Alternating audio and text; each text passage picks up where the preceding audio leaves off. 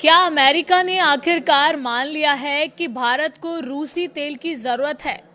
पहले दबाव, फिर टैरिफ और अब 30 दिन की छूट। लेकिन सवाल बड़ा है, क्या ये सिर्फ अस्थायी फैसला है या वैश्विक तेल राजनीति का नया अध्याय? नमस्कार, मैं हूं वंदना त्यागी और आप देख रहे हैं न्यूज 18 राजस्थान का डिजिटल चैनल।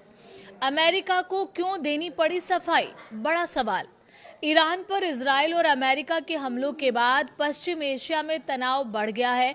खासकर होर्मुज स्ट्रेट के आसपास हालात इतने खराब हैं कि दुनिया की करीब 20% तेल सप्लाई खतरे में पड़ गई है। यही वजह है कि अमेरिका ने भारत को 30 दिन तक रूसी तेल खरीदने की छूट दी। लेकिन जैसे ही ये फैसला सामने आया, सवाल उठने लगे कि क्या अमेरिका रूस पर अपने ही प्रतिबंधों से पीछे हट रहा है। इसी पर सफाई देते हुए अमेरिकी ऊर्जा मंत्री क्रिस राइट ने कहा कि ये रूस के प्रति नीति में बदलाव नहीं, बल्कि तेल बाजार पर दबाव कम करने के लिए लिया गया एक अस्थायी और व्यावहारिक कदम है। अब बात करते हैं कि पुराना विवाद क्या था। दरअसल ये मामला अचानक पैदा नहीं हुआ। रूस यूक्रेन युद्ध के बाद अमेरिका लगातार भारत पर दबाव डाल रहा था कि वो रूसी तेल की खरीद कम करे। यहां तक कि अमेरिका ने भारत पर 25% टैरिफ लगाने की चेतावनी भी दी थी। बाद में राष्ट्रपति डोनाल्ड ट्रंप ने ये कहते हुए कुछ राहत दी कि भारत ने रूस से तेल खरीदने की मनाही की बात कही है। लेकिन अब हालात बदल गए हैं। अचानक यू टर्न क्यों लिया गया? वजह है वैश्विक तेल बाजार में आई उथल पुथल। ईरान संकट के बाद कच्चे तेल की कीमत $70 से बढ़कर $92 प्रति बैरल तक पहुंच गई है।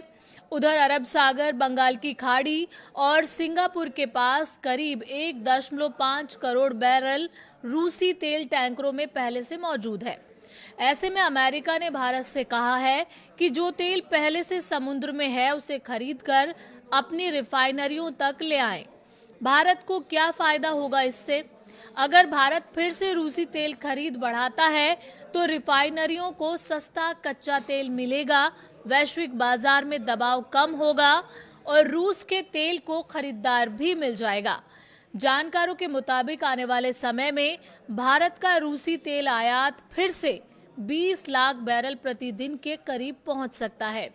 असली सवाल, लेकिन सबसे बड़ा सवाल अब भी वही है, क्या अमेरिका की ये छूट सिर्फ 30 दिन की मजबूरी है या फिर दुनिया की ऊर्जा राजनीति में भारत की भूमिका अब इतनी बड़ी हो गई है कि वॉशिंगटन को अपने नियम बदलने पड़ रहे हैं।